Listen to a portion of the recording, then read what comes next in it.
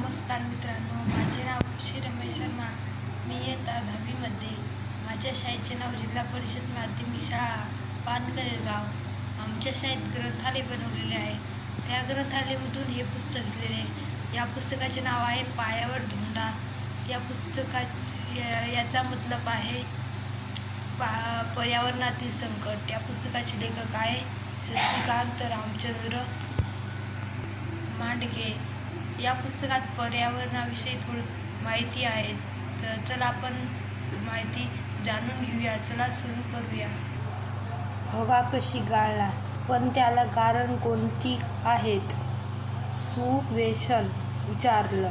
पुष्कळ कारण आहेत, सर सांगू लागले. त्याच पहिलं आणि मोठं कारण आहे आपली आजकालची पेट्रोल डिझेलवर चालणारी वाहनं. अशी कोट्यावधी वाहन जगभर रोज धावत असतात. रस्त्यावरून जाताना यातली बहुतेक वाहनं मागे धूर सोडित असतात. वाहन चालविणारा प्रत्येक माणूस आपल्या वाहनाची रोज देखभाल करून ते दुरुस्त ठेवत नाही. त्याचा परिणाम असा होतो की त्या वाहनात भरलेलं इंधन इंजिनात पूर्णपणे जळत नाही. अर्धवट जळलेलं इंधन धुराच्या रूपानं बाहेर पडतं. तो धूर वातावरणात प्रदूषण करतो. पण सर, पूर्वी असा धूर होताच की घरोघर चुली पेटायच्या, शेगड्या पेटाळायच्या, आगगाडीची इंधने दगडी कोळशावर चालायची. यातून खूप धूर बाहेर पडायचा. मग या धुरानं प्रदूषण होत नव्हतं का? समित्रनं विचारलं. काय आहे मैत्री समित्र, की याही धुरानं पूर्वी प्रदूषण होतच होतं. पण एकतर या धुराचं प्रमाण आजच्या वाहनाच्या धुराच्या तुलनेत खूप कमी होतं. शिवाय वाहनामधून बाहेर पडणाऱ्या धुराइतका कारणही नव्हता. तरी तो धुरानं स्वयंपाकघरात सतत काम करणाऱ्या बायकांच्या डोळे खराब होतं. तो धूर श्वासासाठी शरीरात गेल्यामुळे श्वसनलिका, फुफ्फुस खराब होतं. अशी हानिकारणात दगडी कोळशाचा धूर खूप पुढे असायचा, सर म्हणाले. मग असं जर होतं तर तुम्ही कसं म्हणता की वाहनामधून बाहेर पडणारा धूर जास्त त्रासदायक असतो? म्हणून श्वास सरांना अडवीत म्हणाला. विश्वास, तू तर अगदी धीटपणानं प्रश्न विचारलास. ठीक आहे, तुझा हा धीटपणा योग्य आहे. असेच आडवाआडवीचे प्रश्न विचारावेत, सर म्हणाला.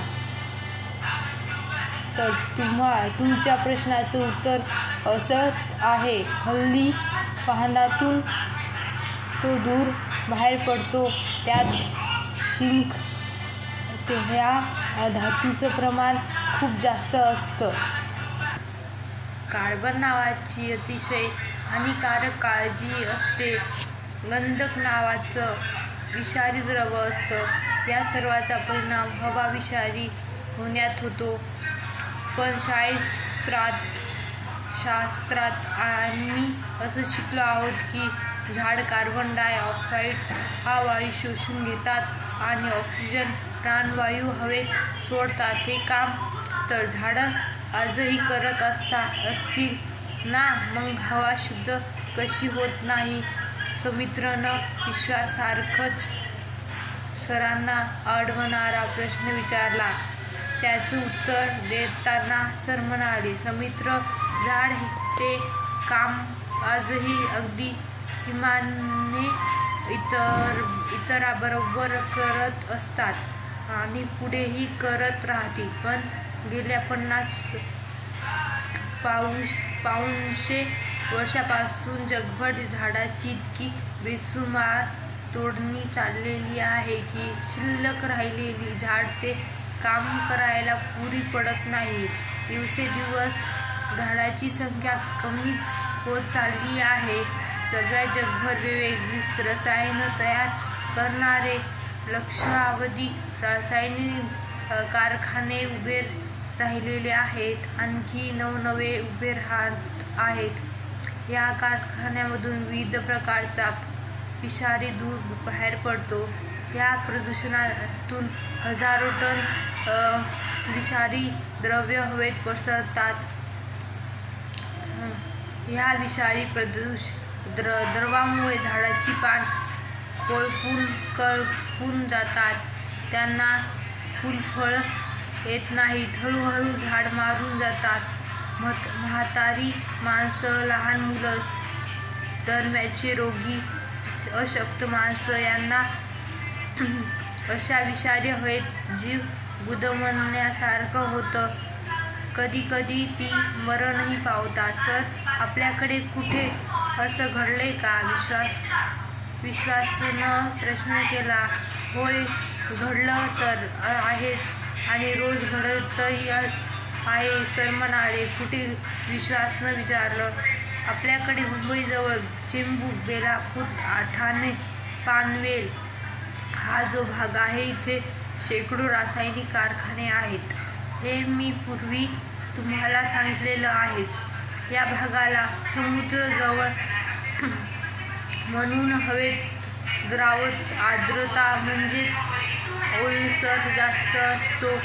म्हणून तिथे माणसाला जास्त उकडत सारखा घाम येतो.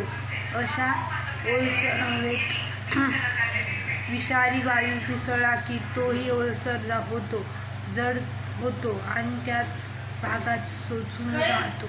दुसरं असं की तो भाग सह्याद्रीच्या लहान मोठ्या टेकड्यांनी भरलेला असल्याने विषारी हवा तिथेच कोंडून राहते. म्हणून त्या भागाला चेंबूर असं न म्हणता वाईट अर्थानं गॅस चेंबर म्हणजे विषारी वायूची खोली असं म्हणतात. प्रदूषण हे माणसाचं हानिकारक बनलेलं आहे.